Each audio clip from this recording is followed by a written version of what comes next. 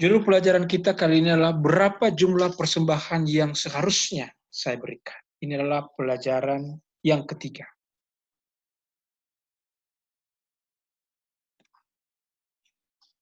Para anggota malaikat semuanya, kita sudah belajar mengenai bagaimana cara atau gambaran bangunan keuangan yang akan kita bangun.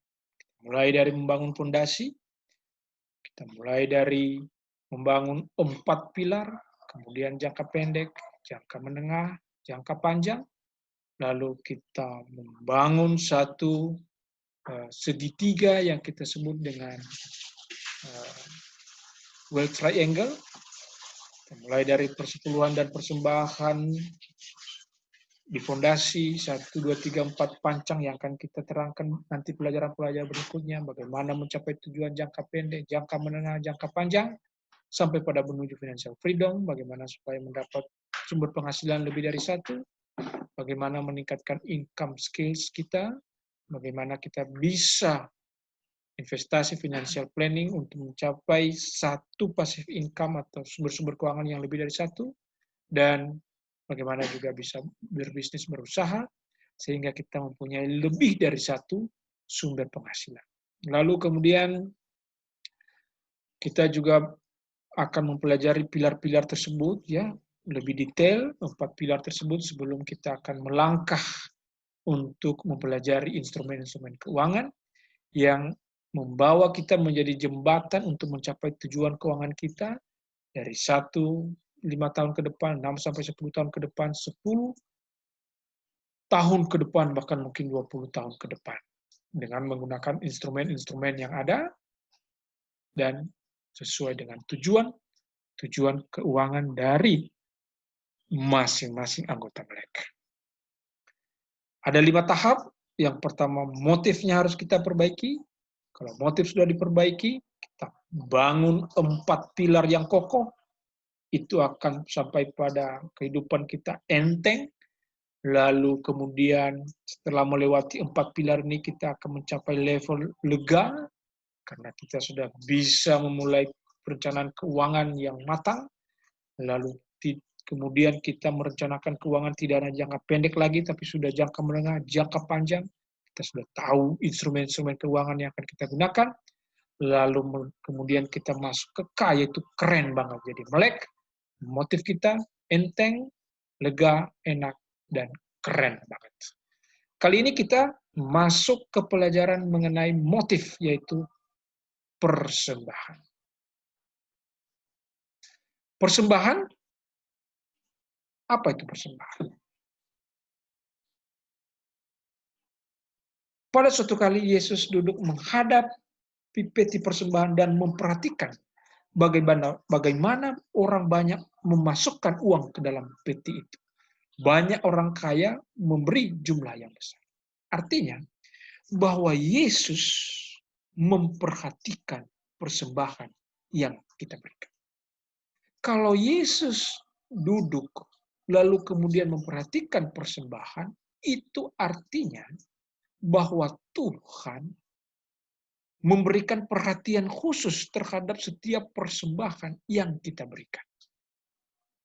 Kalau begitu, berikanlah yang terbaik. Jadi motif yang pertama di dalam manajemen keuangan, dalam konteks persembahan, berikanlah yang terbaik.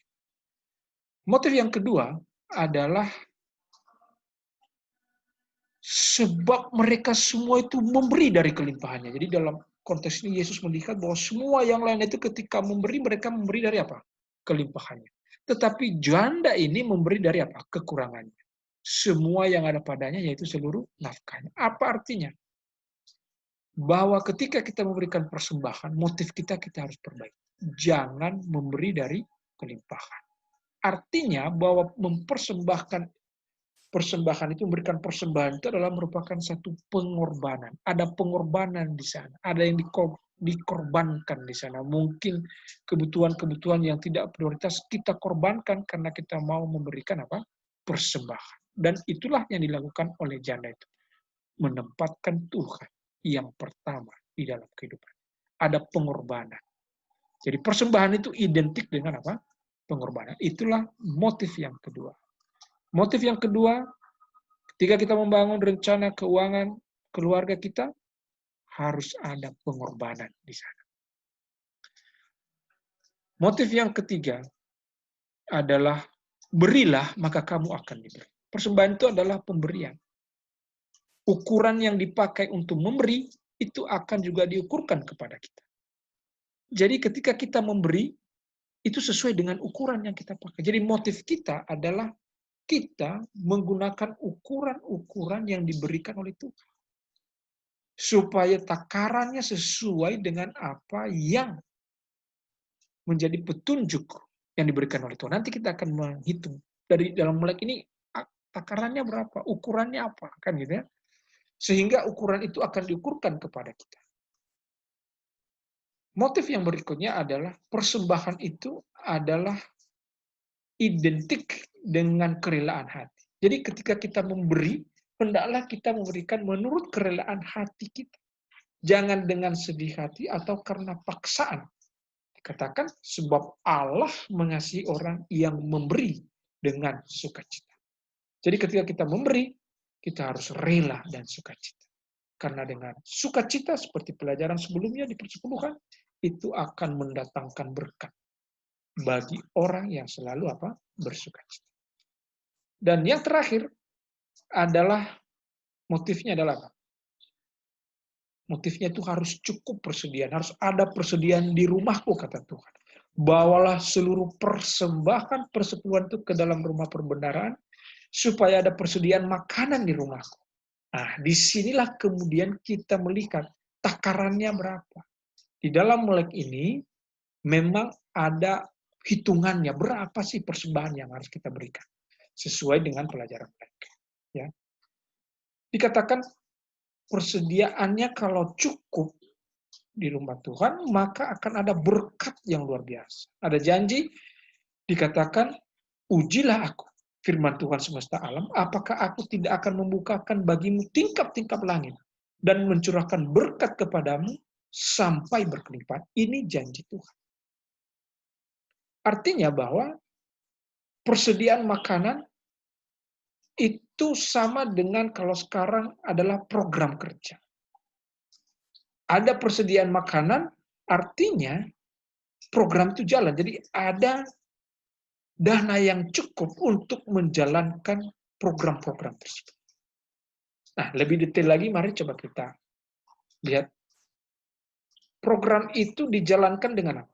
Anggaran program gereja per tahun. Itu artinya misalnya contoh kita berikan. Anggaran program gereja, satu gereja itu 200 juta. Total persepuluhan per tahun, 400 juta. Contohnya. Berapa persembahan yang harus kita berikan? 5%. Karena apa? Total dari persepuluhan kita kan 400 juta. 200 juta itu adalah berapa? 50% dari 400 juta. Nah, 400 juta tadi itu adalah 10% dari total pendapatan atau total penghasilan semua jemaat. Sehingga kalau di 200 juta, itu angkanya 5% persembahan. Untuk lebih jelas, mari kita lihat lebih detail. Ya. Kalau misalnya anggaran program kerja per tahun 100 juta, maka persembahan kita 2,5%. Kalau misalnya 400 juta, maka persembahan kita adalah 10%. Supaya cukup makanan atau cukup uang, cukup anggaran untuk menjalankan program-program penginjilan gereja. Lebih detailnya seperti begini. Ya. 400 juta itu dari mana? Si A persepuluhannya 5 juta, si B 10 juta, si C 15 juta. Ini per tahun. Ya. Sampai si L 65 juta mungkin per tahun. Sehingga total persepuluhan mereka adalah 400 juta. Itu artinya kalau 100% adalah 4 miliar. Jadi total penghasilan jemaat itu 4 miliar, 100%-nya 4 miliar, 10%-nya 400 juta. Kalau 100% itu 4 miliar, maka kalau misalnya program kerja seperti contoh tadi anggarannya 200 juta, itu kan 5% dari 4 miliar. Betul ya?